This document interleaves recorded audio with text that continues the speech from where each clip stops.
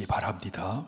이러므로 그리스도 예수의 일로 너희 이방인을 위하여 갇힌 자 된 나 바울이 말하거니와 너희를 위하여 내게 주신 하나님의 은혜의 경륜을 너희가 들었을 터이라. 곧 계시로 내게 비밀을 알게 하신 것은 내가 먼저 간단히 기록함과 같으니 그것을 읽으면 내가 그리스도의 비밀을 깨달은 것을 너희가 알 수 있으리라. 이제 그의 거룩한 사도들과 선지자들에게 성령으로 나타내신 것 같이 다른 세대에서는 사람의 아들들에게 알리지 아니하셨으니 이는 이방인들이 복음으로 말미암아 그리스도 예수 안에서 함께 상속자가 되고 함께 지체가 되고 함께 약속에 참여하는 자가 됨이라. 이 복음을 위하여 그의 능력이 역사하시는 대로 내게 주신 하나님의 은혜의 선물을 따라 내가 일꾼이 되었노라.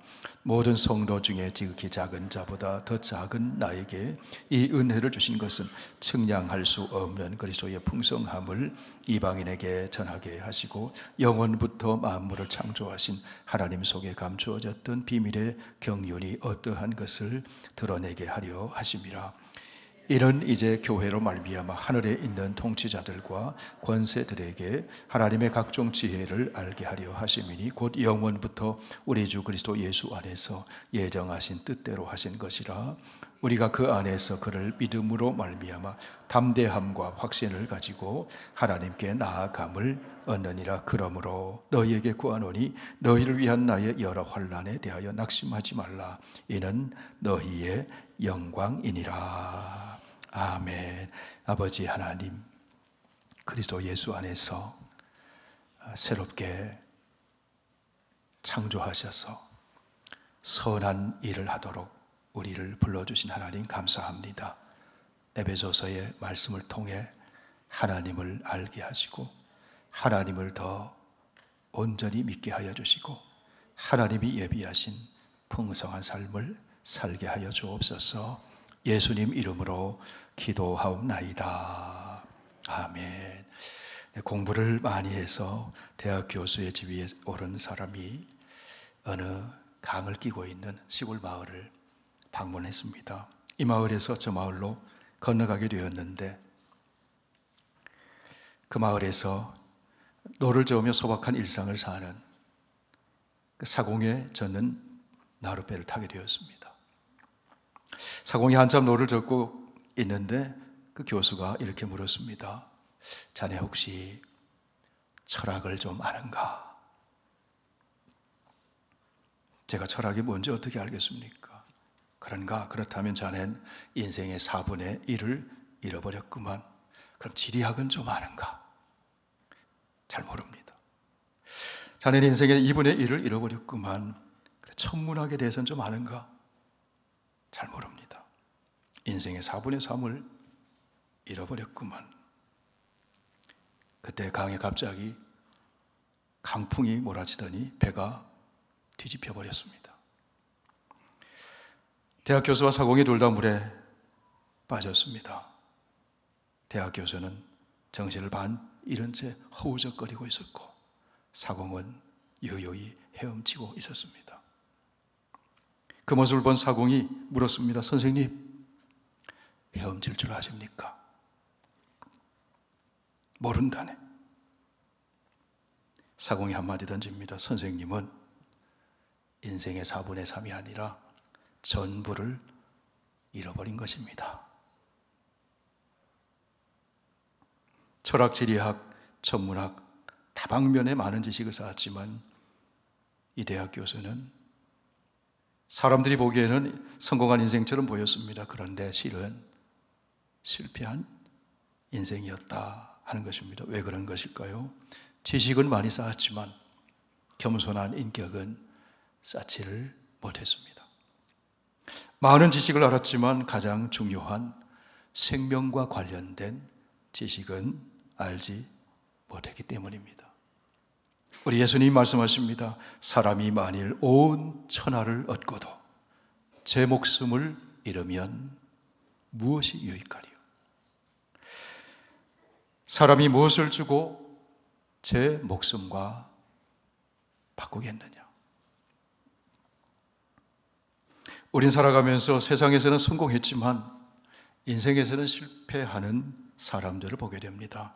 돈 버는 데는 성공하지만 성숙한 인격자가 되는 일에는 실패한 경우도 봅니다. 지식을 쌓는 일에는 성공하지만 대인 관계에 실패하는 사람도 봅니다. 남이 부러워하는 높은 지위에 오르는 데 성공하지만 정상에서 무너지는 사람도 봅니다. 여러분, 우리 그리스도인들은 세상에서 성공자가 되기보다는 그리스도 안에서 승리하는 삶을 살아야 합니다. 그것이 복된 인생입니다. 예수님은 인간적으로 보면 실패한 인생처럼 보입니다. 예수님의 가정은 참 가난했어요. 제대로 된 교육도 받지 못하셨습니다.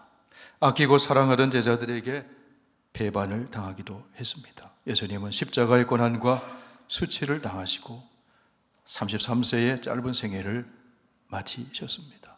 세상의 눈으로 보면 예수님처럼 실패한 인생이 어디 있겠습니까? 그런데 누구도 예수님을 실패한 인생이라고 하지 않습니다. 예수님은 승리자이십니다. 예수님은 죄를 이기셨습니다. 예수님은 시험을 이기셨습니다. 예수님은 고난을 이기셨습니다. 예수님은 사망조차도 이기셨습니다. 예수님은 부활하시고 승천하셔서 하나님 보좌 우편에서 만왕의 왕, 만주의 주로 이 온 우주와 역사를 통치하고 계십니다. 예수님은 하나님의 뜻을 이루시고 하나님 아버지를 영화롭게 하셨습니다. 요한복음 17장에서 예수님 말씀하십니다. 아버지께서 내게 하라고 주신 일을 내가 이루어 아버지를 세상에서 영화롭게 하였사오니 아버지여, 창세전에 내가 아버지와 함께 가졌던 영화로서 지금도 아버지와 함께 나를 영화롭게 하옵소서. 승리하셨어요. 사도 바울 또한 예수님처럼 가진 어려움을 겪었지만 실패자의 인생이 아니라 승리자의 인생을 살았습니다.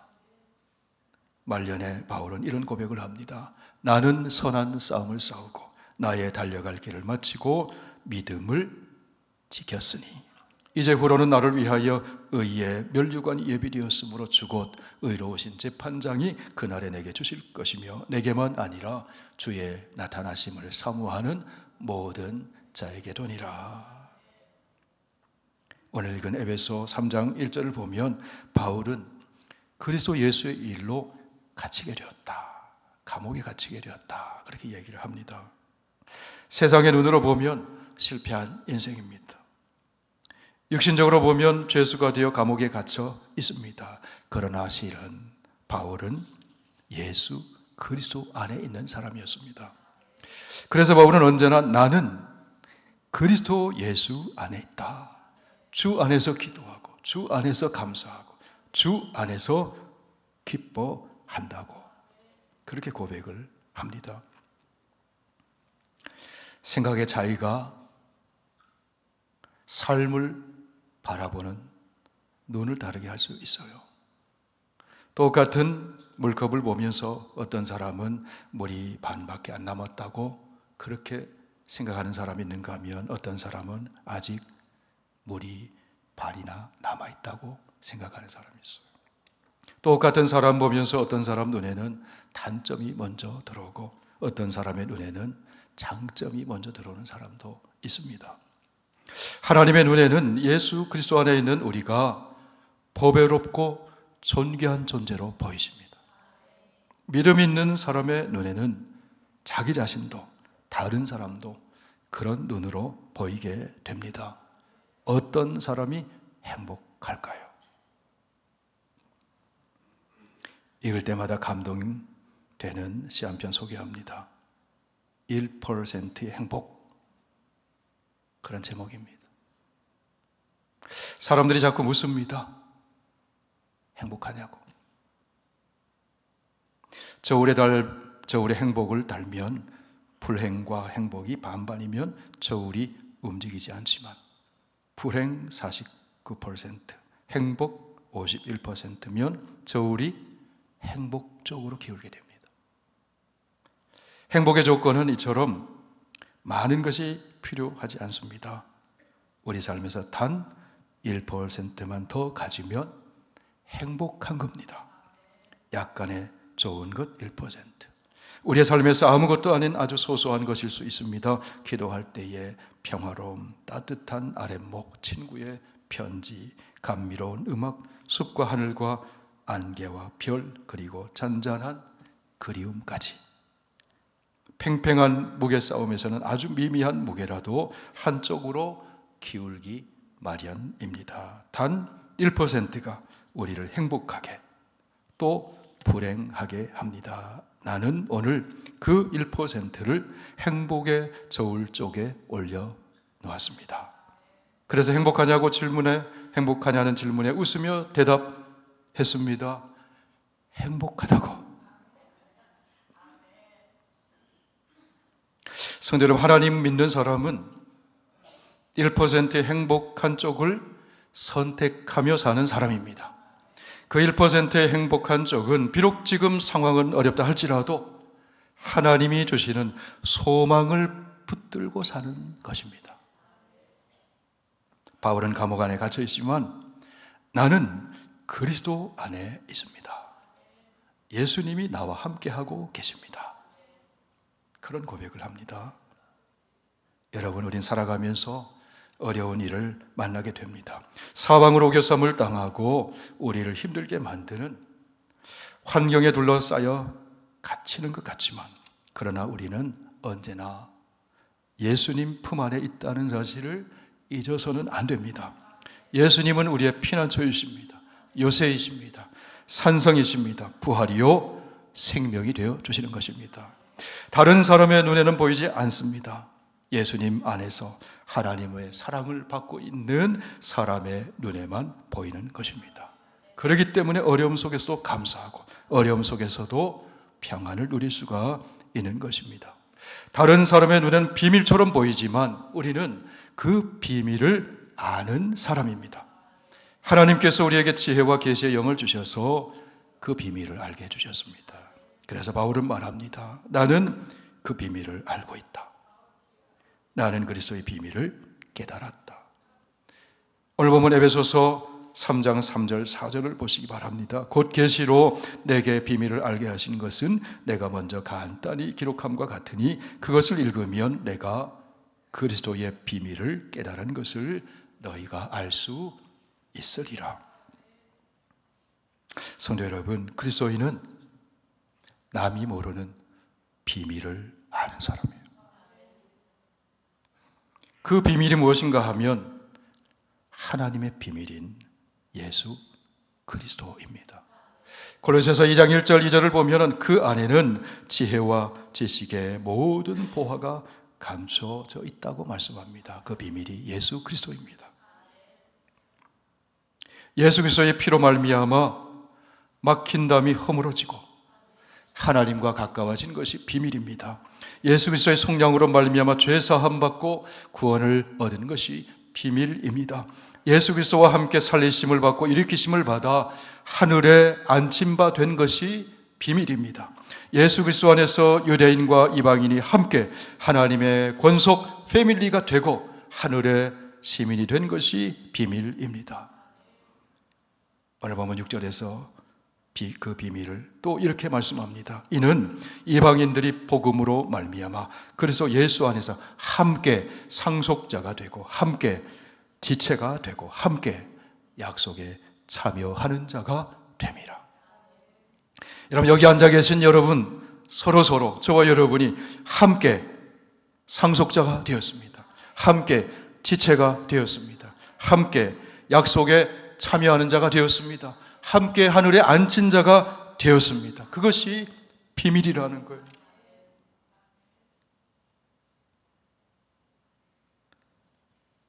그러면 하나님의 비밀인 예수 그리스도는 어떤 분이십니까? 골로새서에서는 이렇게 말씀합니다. 우리 함께 읽어보실까요? 그는 보이지 아니는 하나님의 형상이시요 모든 피조물보다 먼저 나신 이시니 만물이 그에게서 창조되되 하늘과 땅에서 보이는 것들과 보이지 않는 것들과 혹은 왕권들이나 주권들이나 통치자들이나 권세들이나 만물이 다 그로 말미암고 그를 위하여 창조되었고 또한 그가 만물보다 먼저 계시고 만물이 그 안에 함께 섰느니라. 예수님의 고향 사람들은 이렇게 얘기했습니다. 나사렛에서 무슨 선한 것이 날 수 있겠느냐고. 그런데 여러분, 예수 그리스도는 창조주이십니다. 주권자이십니다. 통치자이십니다. 그분을 통해 우리가 하나님과 가까워지게 되었고 하나님의 거울 작품으로 새롭게 창조되었습니다.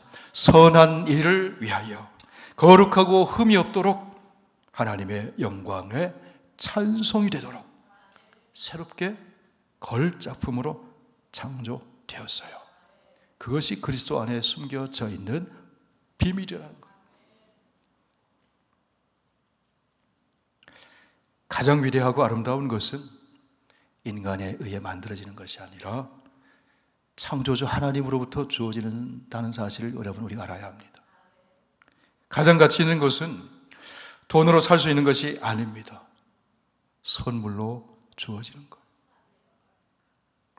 가장 위대한 진리는 사람이 찾아 나서서 구하는 것이 아닙니다. 가장 위대한 구원의 진리는 천지를 창조하시고 우주 만물을 통치하시고 섭리하시는 하나님께서 친히 죄인에게 찾아오셔서 계시해 주시는 하나님의 비밀, 그리스도의 비밀, 그것이 구원의 진리입니다. 우리를 위해 성육신하시고 우리를 위해 십자가에 죽으시고 우리를 위해 부활하신 하나님의 아들 예수 그리스도, 그분이 하나님의 비밀입니다. 감추고 싶어서 비밀이 아니라 하나님의 계시의 영이요 진리의 영이신 성령을 통해서만 깨달을 수 있기 때문에 비밀인 거예요. 인간의 노력과 인간의 수행과 인간의 구도, 인간이 찾아 나서서 알게 되는 것이 아니라 하나님의 영, 성령이 역사하심으로 알게 되기 때문에 비밀인 거예요.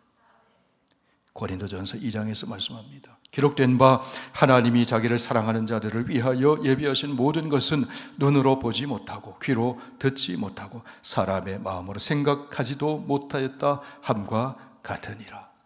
함께 읽으실까요? 오직 하나님의 성령으로 이것을 우리에게 보이셨으니 성령은 모든 것 곧 하나님의 깊은 것까지도 통달하시느니라. 하나님의 깊은 것, 인간에게 감춰져 있는 비밀, 그것도 성령께서 통달하신다. 고린도전서 1장 88절에서 말씀합니다. 십자가의 도가 멸망하는 자들에게는 미련한 것이요 구원을 받은 우리에게는 하나님의 능력이라. 구원을 받은 우리가 누굽니까? 하나님의 비밀 그리스도를 아는 사람이잖아요.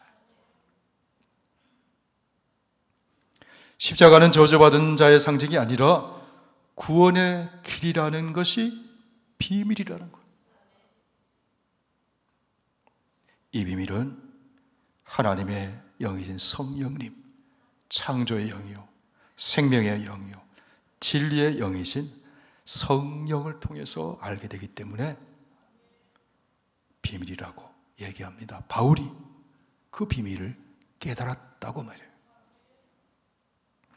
오늘 본문 3절에서 바울은 하나님께서 계시로, 계시는 내가 알려고 해서 알아지는 게 아니고 하나님이 보여주시는 것이 계시.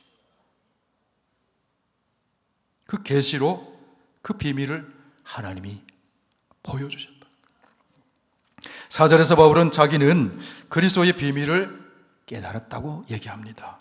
7절에서 바울은 그 비밀을 알려주기 위하여 하나님의 선택을 받은 하나님의 일꾼이 되었다, 그렇게 말합니다. 우리 7절 말씀 함께 읽으실까요? 이 복음을 위하여 그의 능력이 역사하시는 대로 내게 주신 하나님의 은혜의 선물을 따라 내가 일꾼이 되었노라.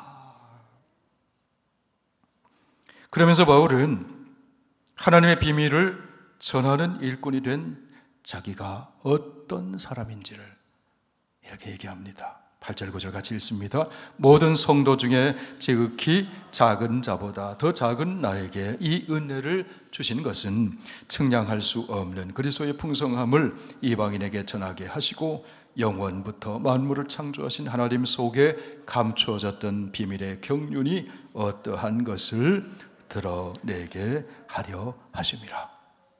영원부터 만물을 창조하신 하나님 속에 감추어졌던 그 비밀의 경륜을 드러내도록 바울이 하나님의 은혜의 선물로 일꾼 되었다는 거예요. 그러면서 바울은 내 자신은 어떤 사람인지 이렇게 얘기합니다. 나는 모든 성도 중에 지극히 작은 자보다 더 작은 자입니다. 그렇기 때문에 나는 하나님의 은혜의 선물을 따라 일꾼이 된 것입니다. 내가 똑똑해서, 내가 많이 알아서 일꾼 된 게 아니라는 거예요. 하나님의 은혜의 선물로. 할렐루야. 이게 겸손이죠. 나는 겸손이 무엇입니까? 인간이 하나님 앞에서 취해야 되는 마땅한 태도. 하나님의 거룩한 빛 앞에서 자기의 죄인됨을 인정하는 것이 겸손이죠. 전능하신 하나님 앞에서 나는 하나님 없이는 아무것도 할 수 없다고 인정하는 것이 겸손이죠. 자기의 본분을 알고 자기의 위치를 지키는 것이 겸손이죠. 그런 이야기가 있죠. 세계적으로 이름을 날리는 지휘자들이 공통적으로 하는 말이 갈채와 활노를 받을 때 이렇게 얘기한다고 하잖아요. 여러분, 나는 아무것도 아닙니다. 이 곡을 만든 핸델이 전부입니다. 핸델은 이렇게 얘기합니다. 나는 아무것도 아닙니다. 내게 영감을 주신 하나님이 전부입니다. 그게 겸손이죠.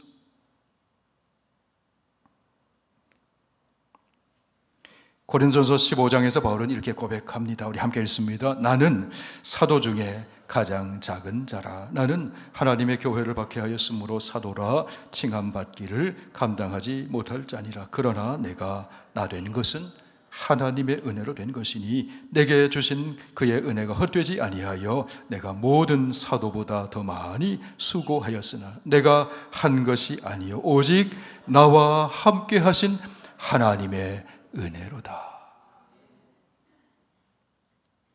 인정하시면 크게 아멘 합시다. 아멘. 나는 아무것도 아닙니다. 하나님이 전부입니다. 그런 고백이잖아요. 7절에서 9절까지 말씀 다시 보십시오. 이 복음을 위하여 그의 능력이 역사하시는 대로 내게 주신 하나님의 은혜의 선물을 따라 내가 일꾼이 되었노라. 모든 성도 중에 지극히 작은 자보다 더 작은 나에게 이 은혜를 주신 것은 측량할 수 없는 그리스도의 풍성함을 이방인에게 전하게 하시고 영원부터 만물을 창조하신 하나님 속에 감추어졌던 비밀의 경륜이 어떠한 것을 드러내게 하려 하심이라. 이 놀라운 고백 아닙니까? 영원부터 만물을 창조하신 하나님 속에 감추어졌던 비밀의 경륜이 어떠한 것인지를 드러내도록 일꾼으로 불러주셨다. 세상적 기준으로 보면 바울은 지금 감옥에 있어요. 실패한 인생처럼 보입니다. 가난합니다. 고난도 당했습니다. 모욕도 당했습니다.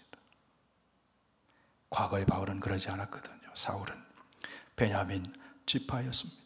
히브리인 중에 히브리라는 자부심을 가졌습니다.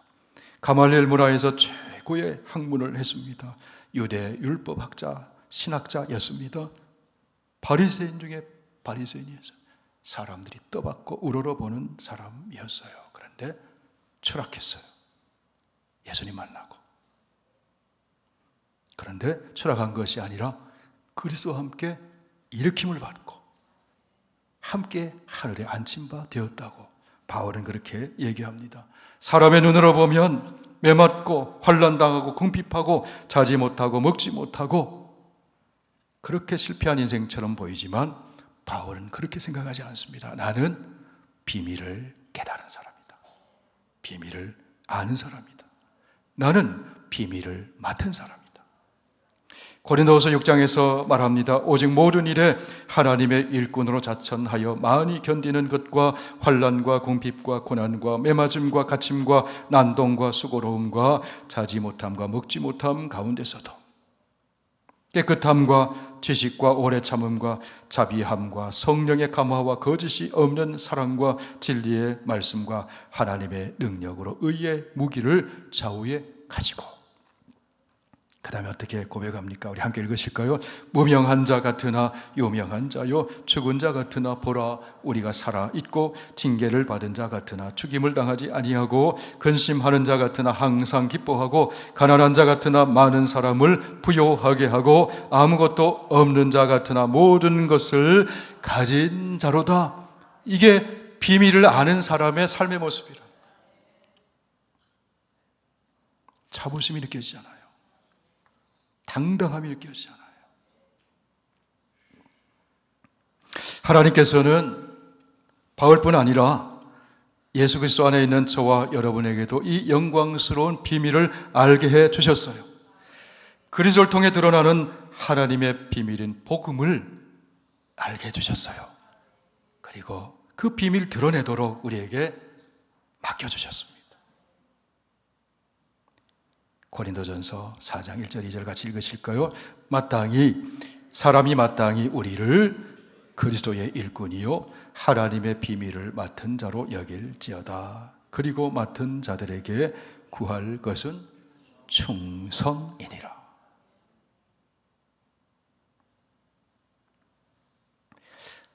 교회는 군함 같은 교회가 있고 유람선 같은 교회가 있다고 합니다. 군함은 일사불란하고 훈련이 잘 되어서 목표를 가지고 추진력 있게 빠르게 움직입니다. 자기 자리에서 자기의 몫을 최선을 다해서 합니다. 유람선은 어떻습니까? 천천히 움직입니다. 몇 사람만 일해요. 승무원 몇 사람만 일해요. 나머지는 구경합니다. 놀면서 구경합니다. 그리고 조금만 불만족스러우면 요구합니다. 이게 왜 없냐고.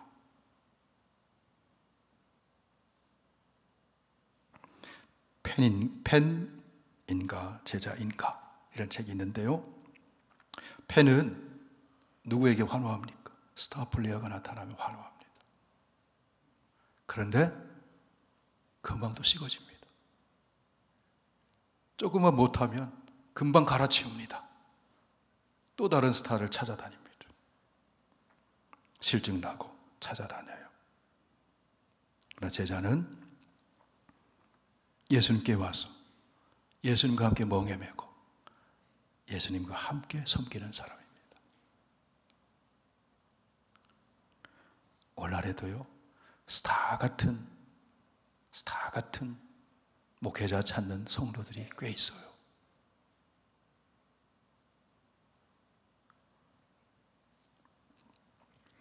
제 신학교 동기 중에 한 명이 유튜브 스타가 됐더라고요. 유튜브 스타가 됐더라고요. 동기예요. 굉장히 귀한 분이죠. 저희 누님이 한국의 어느 교회 권사님인데 얘기하다 보니까 그 목사님 얘기를 해요. 그래서 그 목사님 졸업할 때 내 옆에 사진 찍은 분이다. 동기다고. 강남에는 어느 분이 그 목사님 있는 교회까지 멀리까지 간다는 거예요. 그럴 수 있어요. 귀한 분이에요. 그렇지만 교회는 그런 게 아니잖아요. 스타를 쫓아다니는 거 아니잖아요. 그리스도가 모퉁이 돌이 되시고 우리는 각자가 지체가 되어서 서로 연결되어서 그리스도의 몸을 이루고 함께 지어져 가는 종말론적인 하나님 나라의 공동체잖아요. 여러분, 우리는 제자로 부름 받았습니다. 우리 함께 하나님의 비밀을 맡은 자로 은혜의 선물을 따라 부름을 받았습니다. 우리는 하나님의 비밀을 아는 자들입니다. 그리스도 안에 있는 우리는 하나님 나라, 하늘나라의 관광객으로 부름받은 것이 아닙니다. 구경꾼으로 부른 것이 아닙니다. 우리는 팬으로 관중석에 앉아서 환호하며 박수 치는 사람으로 부름받은 것이 아니라 함께 하나님의 비밀을 맡은 하나님 나라의 일꾼으로 부름받은 사람이에요.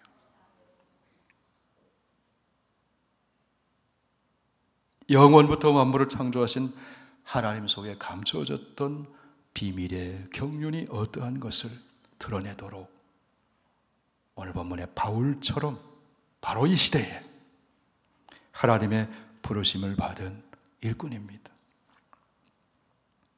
바울은 이렇게 고백합니다.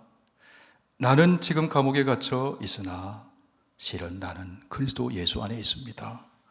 나는 하나님의 비밀을 아는 사람입니다. 나는 하나님의 그리스도 안에 있는 하나님의 비밀을 드러내도록 은혜의 선물로 부름받은 하나님 나라의 일꾼입니다. 바울의 이 고백이 저와 여러분의 고백되기를 원합니다. 이런 은혜의식, 이런 자의식, 이런 자긍심을 가지고 바울처럼 당당하게 살아가는 저와 여러분 다 되시길 축원합니다. 우리 기도드리겠습니다.